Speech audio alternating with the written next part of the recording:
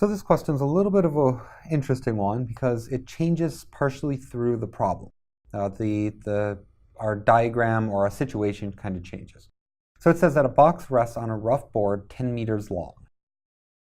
When one end of the board is slowly raised to a height of 6 meters above the other end, the box begins to slide. The coefficient of static friction is what? So when the box begins to slide, this means that we're right at the point of overcoming static friction. So we're at our max static friction. That's what's implied by it just starts to move. So we have 10 meter long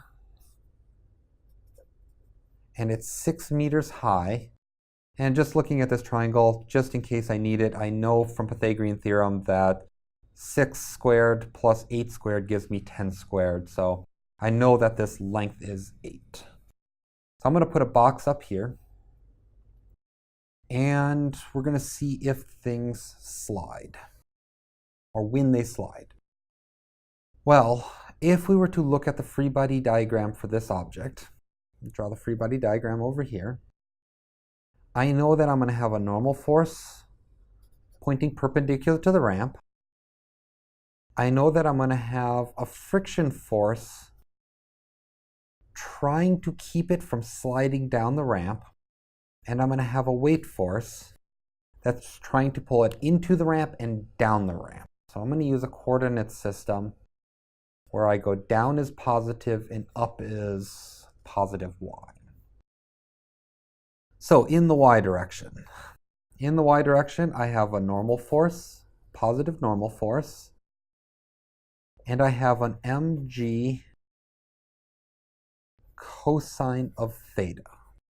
I know that this angle, from doing a lot of problems, that angle right there is the same as this angle here. I can use geometry to show it, but I've done a bunch of these problems, so I just remember that one. All right, so, and I know that this is our acceleration in our y direction, which is equal to 0. The problem is I don't have cosine. I have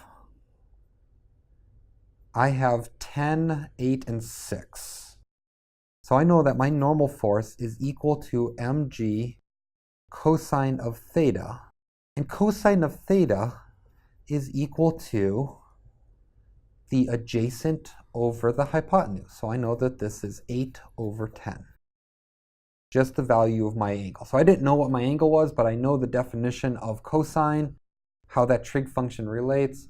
So I just know that it's 8 over 10. Cosine is adjacent over hypotenuse. Okay, so that's nice. That means we know the normal force and we actually have a value for it if we know what mg is. We don't know mg, so we have to actually go to the x direction. So let me grab out a different color. So in the x direction, I'm looking at this and I'm going, well, I have a positive mg sine theta down the ramp, right? I need this component of my weight force down the ramp. And to that, I'm going to subtract off my friction force, which is pulling up the ramp.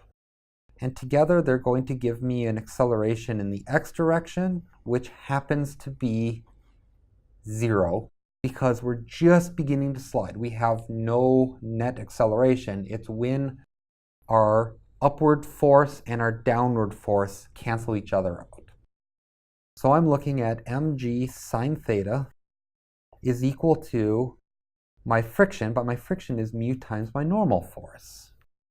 So I have mg sine of theta is 6 over 10, opposite over hypotenuse. And my coefficient of friction is mu, and my normal force is mg 8 over 10.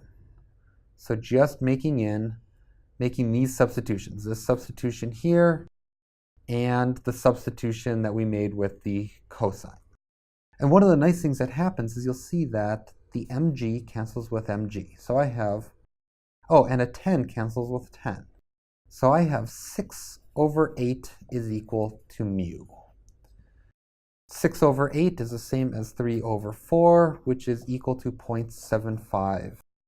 So our value for mu should be 0.75. It's kind of an interesting problem. Our mass has no play in this. It canceled out, which means that this block, it doesn't matter what mass we put on this block, for this geometry, this slope, with this coefficient of friction, this block is going to be right at its limit because of how the math all works out. So it's kind of a fun little problem, but nothing too difficult. We solved just a standard ramp problem, adding in friction, and then just using some definitions of cosines and sines, and then just working through the math.